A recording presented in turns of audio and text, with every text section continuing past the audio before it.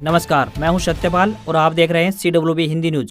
शक संवत 1947 विक्रम संवत 2082 आज आश्विन मास के शुक्ल पक्ष की पंचमी तिथि और दिन शुक्रवार है। तदनुसार अंग्रेजी तारीख 26 सितंबर सन 2025। आज यानी 26 सितंबर को शारदीय नवरात्रि का चौथा दिन है। इस दिन मां कुष्मांडा की पूजा होती है। मां कुष्मांडा को मनोकामनाएं पूरी करने वाली और बाधाएं दूर करने वाली देवी माना जाता है। इसी आशा के साथ मां कुष्मांडा आप सभी की मनोकामनाएं पूरी करे। सबसे पहले आज की सुर्खियां। हरियाणा में लाडो लक्ष्मी योजना ऐप लॉन्च। सीएम बोले 50,000 महिलाएं डाउनलोड कर चुकी, सीधे खाते में आएंगे 2100 रुपए। हरियाणा में दिल्ली चंडीगढ़ हाईवे जाम। कुरुक्षेत्र में धान की सरकारी खरीद नहीं होने पर भड़के किसान। रोहतक में ताऊ देवीलाल जयंती पर सम्मान रैली। अभय चौटाला बोले बीजेपी सरकार बनने के जिम्मेदार बापू बेटा पूर्व उपराष्ट्रपति जगदीप धनखड़ नहीं पहुंचे। मनीषा डेथ मिस्ट्री अभी परिवार के इर्द गिर्द जांच। सीबीआई ने परिवार से तीनों बार एक जैसे सवाल पूछे। हरियाणा के स्कूलों का समय बदला। दुर्गा अष्टमी के दिन सुबह 10 बजे खुलेंगे स्कूल।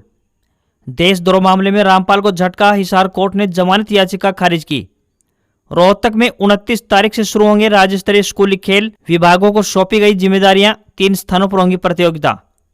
पीएफ का पैसा एटीएम से अगले साल से निकाल सकेंगे। दिवाली से पहले शुरू होनी थी सर्विस। अब 31 अक्टूबर तक जमा कर सकेंगे टैक्स ऑडिट रिपोर्ट। बिजनेसमैन की मांग पर बढ़ाई गई तारीख। आईटीआर फाइलिंग डेडलाइन में बदलाव नहीं। एशिया कप में पहली बार भारत पाकिस्तान फाइनल होगा। पाकिस्तानी टीम ने बांग्लादेश को 11 रन से हराया। और व्हाट्सएप में अब 19 भाषाओं में बात कर सकेंगे। Real time message translate feature launch हुआ। एंड्रॉयड और iOS पर अवेलेबल। और अब खबरें विस्तार से।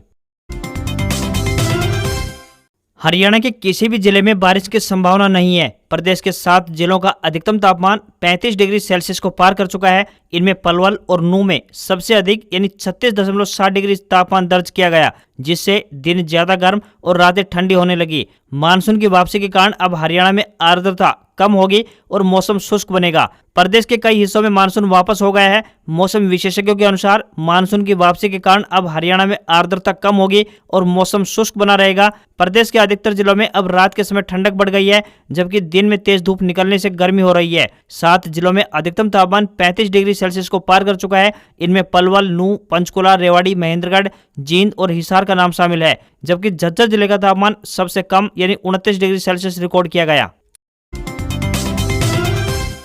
हरियाणा सरकार ने पंचकुला के ताऊ देवीलाल स्टेडियम में दीनदयाल लाडो लक्ष्मी योजना का मोबाइल ऐप लॉन्च किया। मुख्यमंत्री नायब सिंह सैनी ने इसे महिलाओं के लिए ऐतिहासिक पहल बताया और कहा कि यह ऐप प्रदेश में महिलाओं के आर्थिक और सामाजिक सशक्तिकरण के लिए मील का पत्थर साबित होगा। सीएम ने बताया कि ऐप लॉन्च होते ही 50,000 महिलाओं ने इसे डाउनलोड कर लिया और 8,000 महिलाओं ने पंजीकरण भी करवा लिया। उन्होंने इस प्रक्रिया को पारदर्शी और सहज बनाने के लिए 2 टोल फ्री नंबर भी जारी किए, ताकि हरियाणा की कोई भी महिला योजना का लाभ लेने में अड़चन न महसूस करे। इस योजना के लिए राज्य सरकार ने 5,000 करोड़ रुपए का बजट रखा है और पहले फेज में 21 लाख महिलाओं को लाभ दिया जाएगा। हर पात्र महिला को सीधे उनके बैंक खाते में हर महीने 2100 रुपए दिए जाएंगे। उन्होंने स्पष्ट किया कि परिवार में जितनी भी महिलाएं हों सभी इसका लाभ ले पाएंगी। सीएम ने पंजीकरण में किसी भी दिक्कत को दूर करने के लिए 2 टोल फ्री नंबर यानी 0172 488 0500 और 1800 180 22 31 जारी कर दिए हैं। इसका उद्देश्य ये सुनिश्चित करना है कि हरियाणा की किसी भी महिला को फॉर्म अप्लाई करने में कोई बाधा न आए।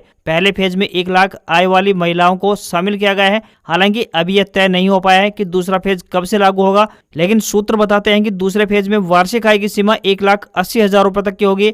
योजना के तीसरे चरण में आय की वार्षिक सीमा 3 लाख रुपए तक होगी। तीसरा फेज साल 2028-29 के आसपास आरंभ किया जा सकता है। तब लोकसभा और विधानसभा चुनाव में 1 साल ही बचेगा।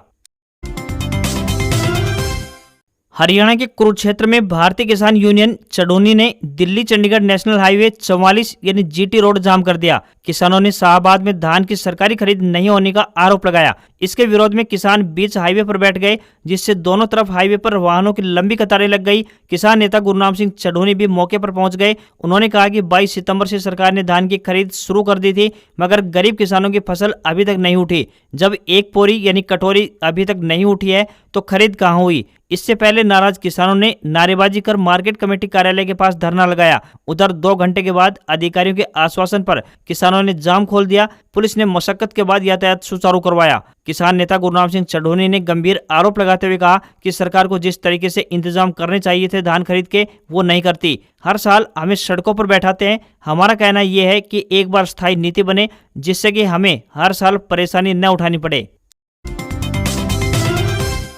हरियाणा के भिवानी में लेडी टीचर मनीषा की मौत की जांच कर रही केंद्रीय जांच एजेंसी यानी सीबीआई ने 3 बार उसके पिता संजय से पूछताछ की है। तीनों बार एक जैसे ही सवाल पूछे गए हैं। इसके अलावा जिस प्ले वे स्कूल में मनीषा 1 महीने से पढ़ा रही थी उसके संचालक रोहित दैया से 4 बार पूछताछ हो चुकी है। मनीषा के पिता संजय का कहना है कि सीबीआई ने हर बार उनसे मनीषा के लापता होने के दिन यानी 11 अगस्त से लेकर शव मिलने वाले दिन यानी 13 अगस्त तक की हर घटना के बारे में पूछा। इस सवाल पर खास जोर रहा कि आपको क्या लगता है मनीषा के साथ क्या हुआ होगा। संजय कहते हैं कि प्रशासन ने केस को ज्यादा उलझाया है। उधर अभी तक सामने नहीं आया है कि प्ले स्कूल के संचालक रोहित दैया से 4 बार हुई पूछताछ में क्या पूछा गया। उधर देर शाम सीबीआई की टीम दिल्ली चली गई। हालांकि टीम जहां रुकी थी वहां के सभी कमरे खाली नहीं किए गए हैं। संभावना है कि टीम दोबारा वापस आएगी। गांव ढाणी लक्ष्मण में सीबीआई टीम 6, 8 और फिर 19 सितंबर को पहुंची है। तीनों ही बार मनीषा के पिता संजय से सवाल पूछे गए। इसके बारे में संजय कहते हैं कि सीबीआई मामले की जांच कर रही है। हालांकि उन्हें अभी इस मामले में कुछ भी नहीं बताया गया है। परिवार से 3 बार पूछताछ की गई है। जब भी सीबीआई आती है तो उनके ही बयान दर्ज करती है। हालांकि परिवार के कुछ लोग साथ रहते हैं। सीबीआई की कार्रवाई पर संजय कुमार ने कहा है कि अभी तक उनके हिसाब से सीबीआई ठीक से कार्रवाई कर रही है। उम्मीद है कि न्याय मिलेगा। सीबीआई टीम मीडिया से दूरी बनाए हुए है। लोकल पुलिस को भी कम ही जगह इन्वॉल्व किया गया है। हरियाणा में दुर्गाष्टमी के दिन स्कूलों के टाइम में बदलाव किया गया है। इसके लिए विद्यालय शिक्षा निदेशालय ने प्रदेश के सभी जिला शिक्षा अधिकारियों और जिला मौलिक शिक्षा अधिकारियों को पत्र जारी किया है। इसके तहत 30 सितंबर यानी मंगलवार को दुर्गाष्टमी के दिन सभी राज्य के विद्यालयों का समय सुबह 10 बजे से दोपहर 2:30 बजे तक रहेगा। डबल शिफ्ट वाले विद्यालयों में पहली शिफ्ट का समय सुबह 10 बजे से दोपहर 12:30 बजे तक रहेगा। वहीं दूसरी शिफ्ट के समय यानी अन्य दिनों के समान रहेगा। इसमें कोई बदलाव नहीं होगा। बता दें कि शारदीय नवरात्र इस बार सोमवार यानी 23 सितंबर से शुरू हुए हैं, जो कि 1 अक्टूबर यानी दुर्गा नवमी तक चलेंगे। 30 सितंबर को दुर्गाष्टमी मनाई जाएगी। वहीं 2 अक्टूबर को दशहरा पर्व मनाया जाएगा। विद्यालय शिक्षा निदेशालय की ओर से जारी आदेश में बताया गया है कि नवरात्र चल रहे हैं। दुर्गाष्टमी पर घरों में सुबह को कंजक पूजन कराया जाता है। इसे देखते हुए शिक्षा विभाग ने फैसला लिया है। यह आदेश केवल दुर्गाष्टमी के लिए ही है। इसके बाद स्कूल पहले की तरह ही खुलेंगे। वर्तमान में सरकारी स्कूलों में सुबह 8 बजे से दोपहर 2:30 बजे तक का टाइम शेड्यूल है। पूर्व डिप्टी पीएम स्वर्गीय ताऊ देवलाल की 112वीं जयंती पर गुरुवार को इनेलो ने सम्मान दिवस समारोह आयोजित कर शक्ति प्रदर्शन किया। रोहतक में आयोजित इस रैली में हरियाणा के साथ साथ जम्मू, पंजाब, दिल्ली, तेलंगाना के अलावा लंदन और आसपास के राज्यों से भी कार्यकर्ता व नेता पहुंचे। कार्यक्रम में विशेष तौर पर पंजाब के पूर्व डिप्टी सीएम सुखबीर सिंह बादल, कांग्रेस सरकार में मंत्री रही प्रोफेसर संपत सिंह और अभय चौटाला पर सबकी नजर रही। इनके अलावा मंच पर अर्जुन चौटाला, कांता चौटाला, विधायक आदित्य चौटाला भी मौजूद रहे। तेलंगाना से पूर्व सांसद कविता, लंदन से काउंसलर रोहित अहलावत, जम्मू के डिप्टी सीएम सुरेंद्र सिंह भी कार्यक्रम में पहुंचे। पंजाब के पूर्व डिप्टी सीएम सुखबीर सिंह बादल ने कहा कि भाजपा और कांग्रेस कभी गरीबों, किसानों की सेवा नहीं कर सकती, वे सिर्फ राज करती हैं। इसलिए हरियाणा की जनता प्रदेश में इनेलो की सरकार बनाए। वहीं पूर्व मंत्री संपत सिंह ने कहा कि मुझे राजनीति में देवीलाल हिलाए थे। साथ ही उन्होंने कहा कि अभय चौटाला ने रोहतक में ये आयोजन कर बड़ा साहस दिखाया है। वहीं अपने संबोधन के दौरान अभय चौटाला ने बीजेपी और कांग्रेस के अलावा अपने भाई की पार्टी यानी जेजेपी पर भी तंज कसा। उन्होंने कहा कि हरियाणा में जजपा का नाम तक लेने वाला अब कोई नहीं है। रोहतक में आयोजित इस रैली में संबोधन के दौरान अभय चौटाला ने इनेलो सरकार बनने पर 3 काम पहले कलम से करने की भी बात कही। अभय चौटाला ने कहा कि सरकार बनने पर पेंशन दोगुना करने का काम करेंगे। साथ ही हरियाणा के हर उपभोक्ता को फ्री में बिजली देने का भी काम करेंगे। पहली कलम से 3 निर्णय लेंगे। बेरोजगारी को खत्म करके युवाओं को रोजगार देने का काम करेंगे। भ्रष्टाचार को जड़मूल से खत्म करने का काम करेंगे। जिस दिन सरकार बनेगी उस दिन गुंडों को हरियाणा से बाहर करने का भी काम करेंगे। वहीं इनेलो सुप्रीमो अभय चौटाला ने कहा कि हमेशा देवीलाल ने कमेरे व गरीब किसान के लिए काम किया है। बड़े से बड़े पदों को ठोकर मारने में देर नहीं लगाई। मंच से संबोधित करते हुए पूर्व मंत्री प्रोफेसर संपत सिंह ने कहा कि ओम प्रकाश चौटाला के नेतृत्व में पहली बार इनेलो पार्टी बनी। आज उनके घर पर संचालन अभय सिंह चौटाला कर रहे हैं। अभय चौटाला के हौसले की दाद देता हूं। ताऊ देवीलाल के जन्म को इस बार रोहतक में करने का काम किया। इनका हौसला दिखाता है कि अकेले चलें और धीरे धीरे काफिला बन गया। आने वाले समय में प्रदेश में बहुत बड़ा बदलाव आएगा। जहां भी किसान, गरीब व कमेरी की बात होती है वहां अभय चौटाला अड़ जाते हैं। पंजाब के पूर्व डिप्टी सीएम सुखबीर सिंह बादल ने कहा कि आजादी के 80 साल बाद भी तरक्की सिर्फ शहरों तक सीमित है, गांव पीछे रह गए। भाजपा और कांग्रेस कभी गरीबों व किसानों की सेवा नहीं कर सकती, वे सिर्फ राज करती हैं। हरियाणा सरकार ने महिलाओं को आत्मनिर्भर बनाने के लिए 21 रुपए की दीनदयाल उपाध्याय लाडो लक्ष्मी ऐप लॉन्च किया। इसका महेंद्रगढ़ जिले के नारोल में भी शुभारंभ विधायक ओम प्रकाश यादव ने किया। ऐप के बारे में सीएससी सेंटर संचालकों से बात की तो उन्होंने बताया कि यह एक सरल ऐप है, इसलिए लोग स्वयं ही अपनी डिटेल ऐप के माध्यम से भर रहे हैं। लाडो लक्ष्मी योजना की शुरुआत प्रदेश स्तर पर मुख्यमंत्री नायब सिंह सैनी ने की। शुरुआत होते ही ऐप को डाउनलोड कर इसमें फॉर्म भरने वालों की संख्या भी बढ़ गई, मगर ऐप के लिए लोग सीएससी सेंटर में जाकर खुद ही अपने मोबाइल से पूरे फॉर्म को भर रहे हैं, जिसके कारण सीएससी सेंटर खाली रहे, जबकि सीएससी सेंटर संचालकों को भीड़ आने की उम्मीद थी। यह ऐप प्ले स्टोर से डाउनलोड हो रहा है। आप प्ले स्टोर पर लाडो लक्ष्मी योजना लिखोगे तो ऐप सबसे ऊपर आ जाएगा, जिसमें दो महिलाओं की फोटो बनी हुई है। इसमें एक हरियाणवी परिधान में है तथा दूसरी साड़ी में है। इस ऐप पर दीनदयाल लाडो लक्ष्मी योजना भी लिखा गया है। पहले पात्रता जांचने का ऑप्शन आता है, जिसे खोलते ही डिटेल देनी होगी। इसमें पहले लिखा है कि क्या आप हरियाणा के रहने वाले हैं, फिर लिंग, वैवाहिक स्थिति, जन्म तिथि, रोजगार की स्थिति व परिवार की वार्षिक आय भरनी होती है। वहीं दूसरा ऑप्शन आवेदन करने का है, जिसमें विवाहित व अविवाहित दोनों के लिए कॉलम है। आप अपने हिसाब से इसको भर पाएंगे, जिसमें ये मुख्य दस्तावेज लगाने होंगे। हरियाणा निवास के लिए प्रमाण पत्र नंबर, आधार कार्ड व उससे जुड़ा हुआ सक्रिय मोबाइल नंबर, परिवार के सभी सदस्यों का आधार नंबर, ससुराल पक्ष के सभी सदस्यों का आधार नंबर, बिजली कनेक्शन नंबर, हरियाणा कौशल रोजगार निगम पंजीकरण नंबर, यदि वाहन है तो वाहन पंजीकरण नंबर, आपके नाम के सक्रिय बैंक खाते का विवरण। इस प्रकार आवेदन भरा जाएगा। इसके बाद आवेदन की स्थिति भी आप ऐप के माध्यम से देख सकते हैं।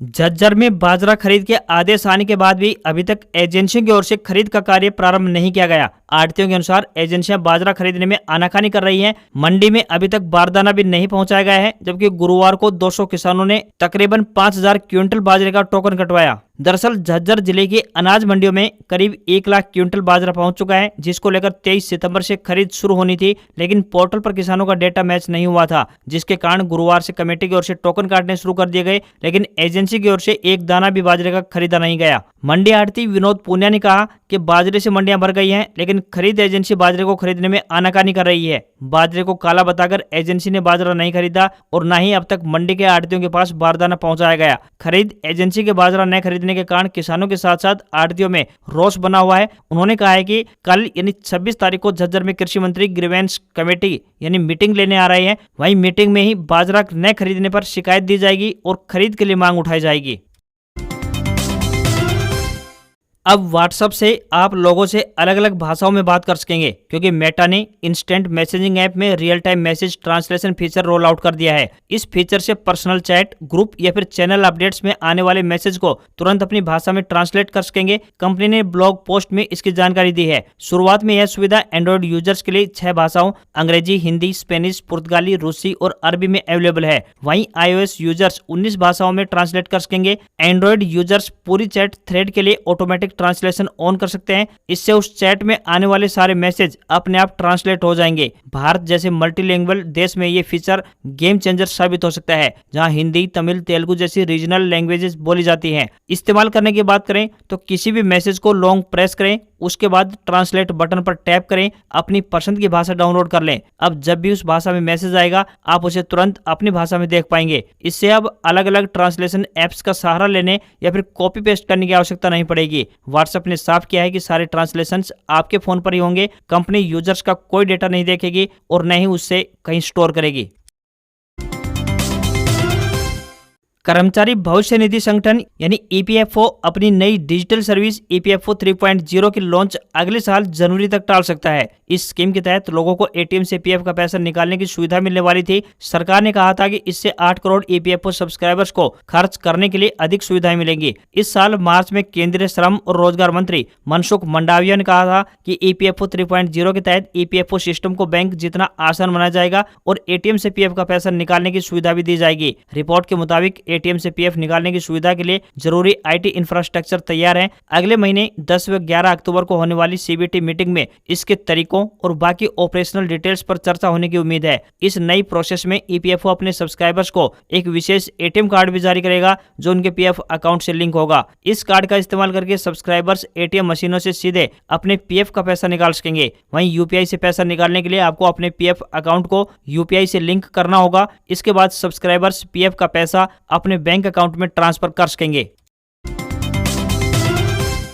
कर्मचारी चयन आयोग यानी एसएससी ने SSC Delhi police head constable भर्ती 2025 का नोटिफिकेशन जारी कर दिया है। इस भर्ती के माध्यम से दिल्ली पुलिस में 552 पद भरे जाएंगे। उम्मीदवार ऑफिशियल वेबसाइट ssc.gov.in के माध्यम से आवेदन कर सकते हैं। इस भर्ती के लिए फीस जमा करने की आखिरी तारीख की बात करें तो 16 अक्टूबर है। करेक्शन विंडो 23 से 25 अक्टूबर तक खुली रहेगी। एग्जाम दिसंबर 2025 या जनवरी 2026 में आयोजित होंगे। 12वीं पास साइंस और मैथ्स होना चाहिए। साथ ही एमएस ऑफिस, प्रिंटिंग जैसे बेसिक कंप्यूटर फंक्शंस का भी नॉलेज होना चाहिए। एज लिमिट की बात करें तो न्यूनतम 18 साल और अधिकतम 27 साल तय की गई है। सैलरी की बात करें तो 25,500 रुपए से लेकर 81,100 रुपए प्रति माह मिलेगी। अन्य अलाउंस भत्ते भी दिए जाएंगे। साथ ही फीस की बात करें तो सामान्य व ओबीसी पुरुष के लिए 100 रुपए फीस लगेगी, तो वहीं महिला, एससी, एसटी व पूर्व सैनिकों के लिए कोई फीस नहीं लगेगी।